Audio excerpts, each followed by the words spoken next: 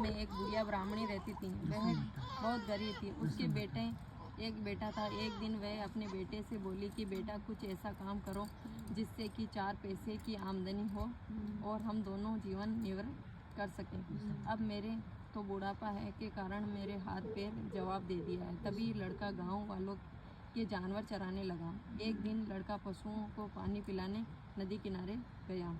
वहाँ पर महिलाएं स्नान कर दशा माता का गाड़ा ले रही थी। उसके बाद एक गाड़ा बच गया था। उसमें एक स्त्री ने कहा कि इस लड़के से पूछा कि यह किस का है।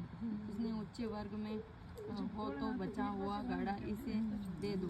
तभी एक स्त्री लड़के के पास जाकर पूछने लगी कि तुम्हारे घर में कौन कौन है।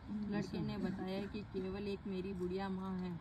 उस स्त्री ने फिर पूछा तुम्हारी जाति क्या है। लड़के ने बताया कि मैं ब्राह्मण हूँ, परंतु कोई काम न मिलने के कारण गायें चराता हूँ। स्त्री ने लड़के को एक गाड़ा देते हुए कहा कि तुम इसे लेकर जाओ और अपनी माता को दे देना और कहना कि इसका पूजा कर और व्रत कर और तुम्हें सीधा और पूजा की सामग्री देती है, इसी में अपनी माता को दे देना। मतलब वह औरत उन दीदी सीधा की सामग्री सारी जो उसकी माँ ने जा दे दी। इसके लड़के ने उस गाड़ा को ले लिया और फिर उन स्त्रियों को सीधा भी दे दिया। लड़का उसका सामान लेकर घर पर आया और उसने दरवाजे से ही माँ को पुकारा, कहा कि गठरी को उतार ले, मैं बोझ से दब रहा हूँ। उसकी माँ ने आवाज़ सुनकर दौड़ी आई और बोझ को उतार दिया और गठरी को सीधा देखकर माँ बहुत प्रसन्न हुई। माँ ने बेटे से पूछा कि ये सब कहाँ से लाया। लड़के ने कहा कि माँ मुझे समाचार सुनकर दशा माता का गाड़ा भी दे दिया। बुढ़िया ने गाड़ा लेकर सीधा माथे से लगा लिया और उसी दिन से व्रत करने लगी। 9 दिन तक कथा एवं कहानी कही और 10वें दिन उस गाड़े को पूजकर तैयारी शुरू कर और वह दोबारा गोबर से लीप लिया। देहरी गोबर से लीप ली और उसी समय एक गरीब बुढ़िया आकर बोली, क्या कर रही है बहन। उसने जवाब दिया, आज मेरे दशा माता की पूजा है इसलिए लीप रही हूँ। उस बुढ़िया ने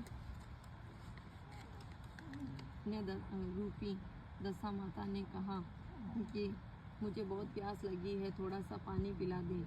इस पर लड़के की माता बोली कि मैं तो मिट्टी के बर्तन से पानी पीती हूँ, मेरे यहाँ तो लोटा लुटिया कुछ नहीं है, तुमको पानी किस में भर कर दूँ। एक कटोरी में ही मेरे घर में है, पता नहीं वह भी कहाँ पड़ी है, जरा तुम ठहरो, मैं कटोरी लाऊं, तब तुमको पानी पिलाऊंगी। बुढ़िया हाथ धोकर अंदर कटोरी लेने गई और इस बीच दशा माता, जिन्हें बुढ़िया के रूप में धारण करा होता, उसी ने गटोरच पर एक सोने का घड़ा रखकर अंतर्ध्यान हो गई। बुढ़िया कटोरी लेकर गड़ोच पर पास वापस आई तो गड़ोच एक सोने के घड़े में बदल गया। देखकर घबरा गई। वह मन ही मन सोचने लगी कि वह बुढ़िया बुढ़ापे में चोरी करने लगी है, मैं तो चोर कहलाऊंगी। वह इस चिंता में दशा माता रूपी बुढ़िया को खोजने लगी।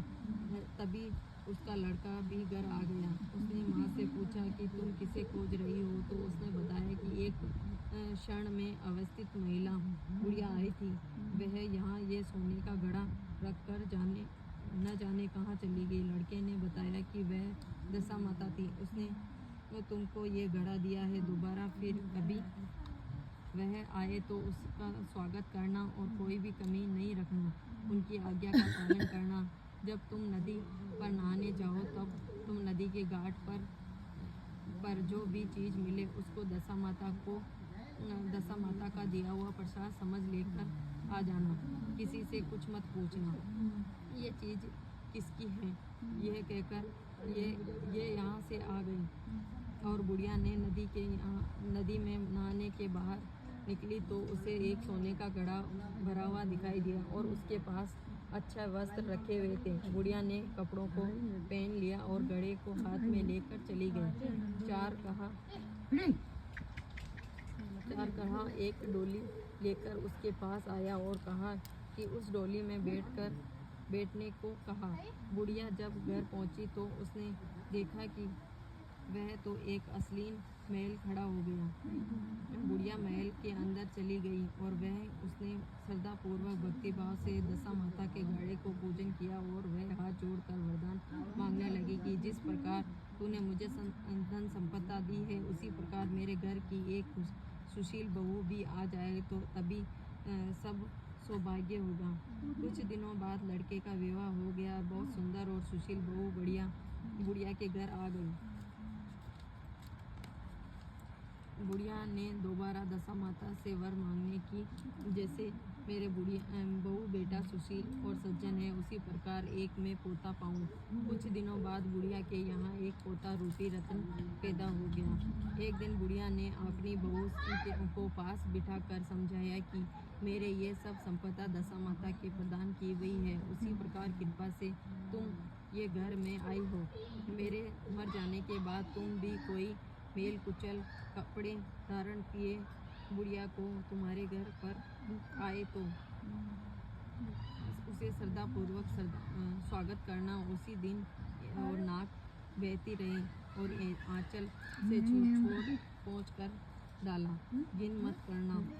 और उसे प्रार्थना करने लगी कि सभी आपका ही दिया हुआ है, जब भी दशा माता का गाढ़ा पहन कर तुम अवश्य लेना और श्रद्धापूर्वक उसकी पूजा करना। जब भी तुम्हारे ऊपर संकट के बदले बादल गिर जाए तो सुहागनों को न्योता देना और दशा माता की कृपा से तुम्हारी सभी इच्छा पूरी होगी। कुछ दिनों बाद बुढ़िया का स्वर्गवास हो गया। दशा माता ने सोचा कि बुढ़िया के घर चलकर देखना चाहिए कि उसकी बहू सास के वचनों का पालन करती है या नहीं। एक दिन दशा माता वृद्ध भिखारण के वेश धारण कर उसके घर पर आई। देखते हुए बहू खड़ी हो गई, उसके पांव छुए और बालक को उसकी गोदी में दे दिया। श्रद्धा भक्ति से दशा माता बहुत प्रसन्न हुई। उसने आशीर्वाद दिया कि तेरी धर्म वृद्धि, भगवान ने तेरे सदा कल्याण करे, भंडार भरा पूरा रहे, तो तू जहाँ जो इच्छा करेगी वही तुम्हें अवश्य प्राप्त होगा। दशा माता ने जैसे कृपा बुढ़िया ब्राह्मणी पर करी, वैसे ही भक्तजनों पे भी करना, सुनने वालों पे भी करना।